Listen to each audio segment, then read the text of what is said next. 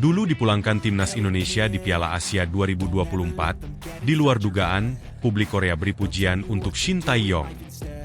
Pujiannya sungguh menyentuh hati. Wow!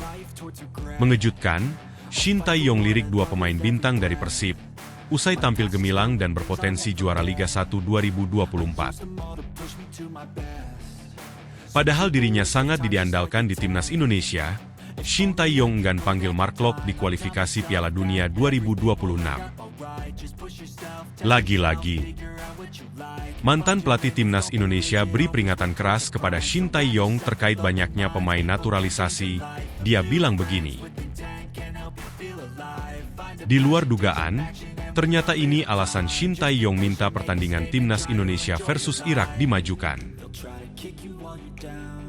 Simak ulasan lengkapnya sebagai berikut.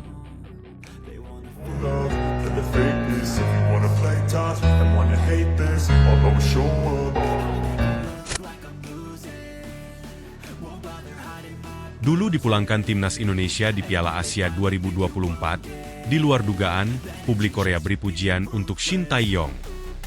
Pujiannya sungguh menyentuh hati. Performa impresif timnas Indonesia di kancah sepak bola Asia membuat publik Korea Selatan beri pujian yang sangat menyentuh hati untuk Shin Tae-yong. Jelang kualifikasi Piala Dunia 2026, Shin Tae-yong kembali jadi sorotan publik Korea Selatan usai penampilan impresif bersama timnas Indonesia. Secara tidak langsung publik Korea Selatan menilai bahwa timnas Indonesia berada di level yang berbeda sejak Piala Asia U23 2024. Mental para pemain ditempa dengan sangat baik.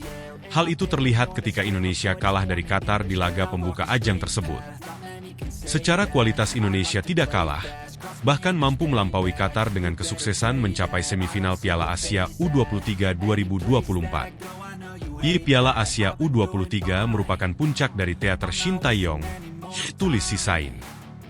Ketika mereka kalah dari tuan rumah Qatar pada pertandingan grup pertama mereka, setelah sebuah keputusan yang aneh. Kata-kata sang pelatih mengirimkan pesan kepada para pemainnya bahwa mereka tidak kalah, karena mereka tidak cukup baik. Indonesia kemudian mengalahkan Australia dan Yordania, untuk mencapai babak perempat final, imbuh publik Korea. Kecerdasan Shin Tae-yong, menurut media ini terlihat ketika bagaimana ia membangun sebuah tim yang kuat berbekal para pemain muda. Kemampuan Shin Tae-yong dinilai setara dengan Gus Hiding ketika merombak skuad timnas Korea Selatan lewat tangan dinginnya. Inti dari skuad yang mencapai babak 16 besar di Piala Asia pada bulan Januari lalu juga terdiri dari pemain U23, tulis Sisain lagi. Seperti halnya Gus Hiding saat menangani Korea Selatan, ia telah menyusun ulang skuadnya. Dengan para pemain yang dapat dengan cepat menyerap dan mengikuti gaya kepelatihannya, imbuh mereka. Hal ini juga tidak terjadi secara instan. Butuh waktu selama 4 tahun bagi Shin Tae-yong membenahi timnas Indonesia. Publik Korea pun menyadari benar. Namun kecerdasan Shin Tae-yong saat ini berbuah manis meski belum memberi raihan gelar. Hanya berbekal sekelompok pemain muda, Shin Tae-yong mampu mengubah skuad tersebut menjadi tim inti timnas Indonesia. Shin Tae-yong telah menangani Indonesia selama lebih dari 4 tahun dan telah melakukan pembangunan kembali secara drastis, tulis Sisain. Dia telah mengubah tim A menjadi skuad muda dengan penekanan kuat pada pemain di bawah usia 23 tahun, imbuh mereka. Teater Shin Tae-yong bersama timnas Indonesia dipastikan akan berlanjut dalam beberapa hari ke depan mulai laga uji coba melawan Tanzania. Setelahnya menghadapi Irak dan Filipina di kualifikasi Piala Dunia 2026, publik tanah air saat ini sedang dalam optimisme tinggi. Tak hanya untuk melihat timnas Indonesia berlaga di Piala Asia 2027, tetapi juga Piala Dunia 2026 mendatang. Akankah mimpi itu akan terwujud? Menarik dinantikan hasil pertandingan kualifikasi Piala Dunia 2026 melawan Irak dan Filipina. Wow! Mengejutkan, Shin Tae-yong lirik dua pemain bintang dari Persib, usai tampil gemilang dan berpotensi juara Liga 1 2024. Tampil gemilang sepanjang musim 23-24 dan berpotensi membawa Persib juara Liga 1, dua pemain asing Maung Bandung berikut dilirik Shin Tae-yong untuk dinaturalisasi perkuat timnas Indonesia. Seperti diketahui, Persib Bandung berhasil memastikan ke partai final Championship Series Liga 1 23-24 usai mengalahkan Bali United. Dalam laga leg kedua semifinal hari Sabtu, 18 Mei 24, kemarin, Persib sukses menang telak 3-0 di Stadion Sijalak Harupat, Bandung. Masing-masing gol kemenangan Persib di laga kemarin dicetak oleh Ciro Alves menit 31, Febri Haryadi, 39, serta Edo Febriansah, 70. Kemenangan ini membuat hasil akhir agregat menjadi 4-1 buat keunggulan Persib, setelah di leg pertama kedua kesebelasan bermain imbang 1-1 di markas Bali United. Melihat dari penampilan sepanjang Liga 1 musim 23-24 ini, performa Persib Bandung memang terbilang mengesankan. Bahkan, anak asuh Bojan Hoda tersebut mampu mencetak 64 gol di musim reguler dan jadi tim Liga 1 paling produktif. Berpotensi jadi juara Liga 1 musim ini, ada beberapa pemain asing Persib yang sudah cukup lama tampil di Indonesia dan memenuhi syarat untuk dinaturalisasi. Berbekal pencapaian impresif bersama Persib sejauh ini, para pemain tersebut mungkin bisa jadi opsi buat timnas Indonesia di laga internasional.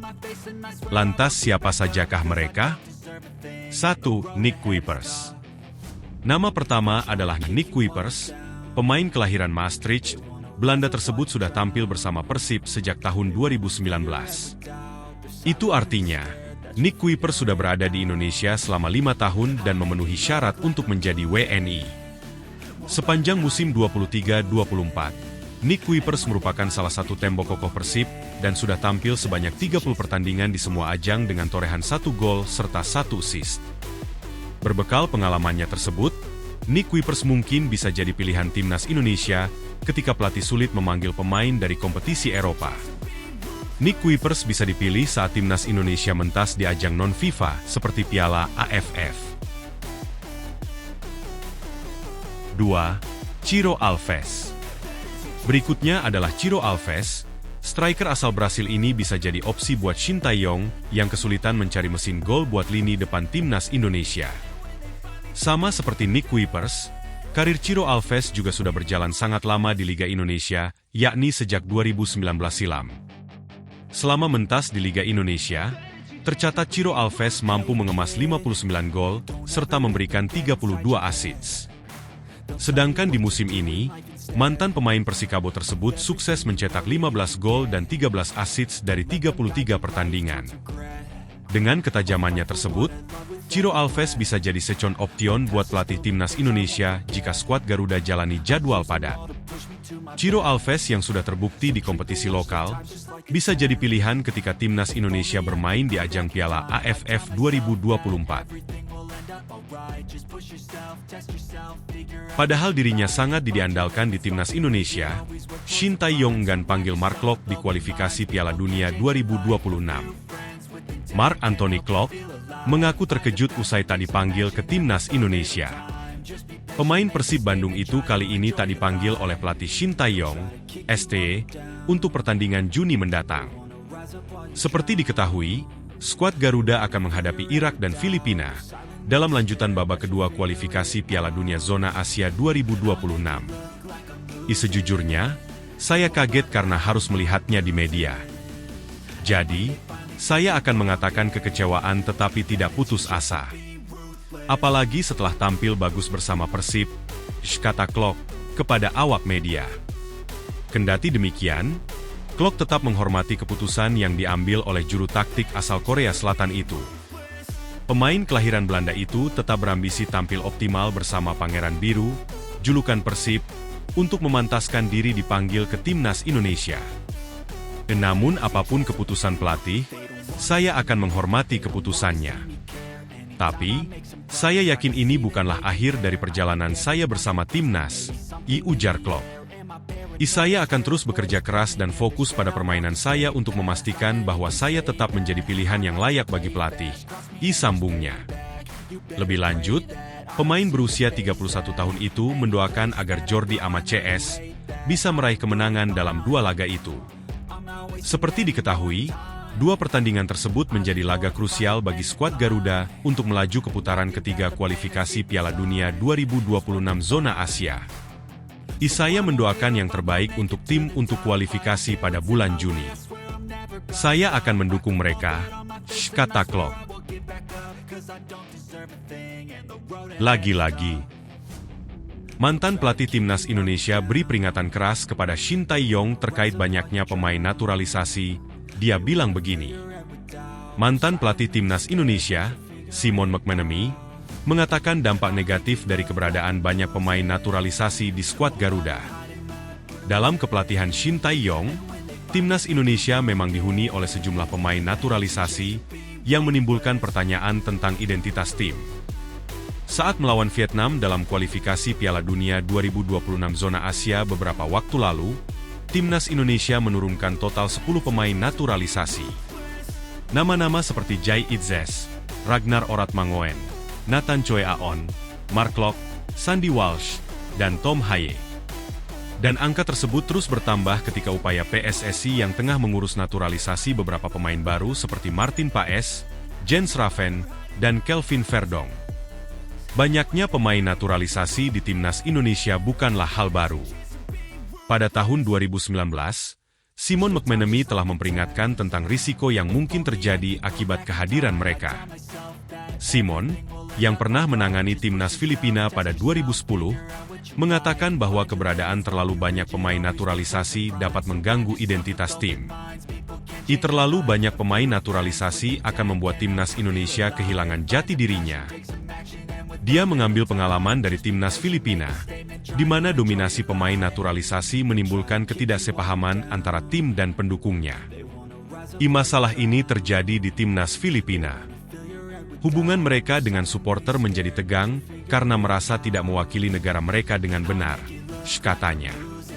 Oleh karena itu, Simon menekankan pentingnya untuk menjaga keseimbangan dalam komposisi timnas.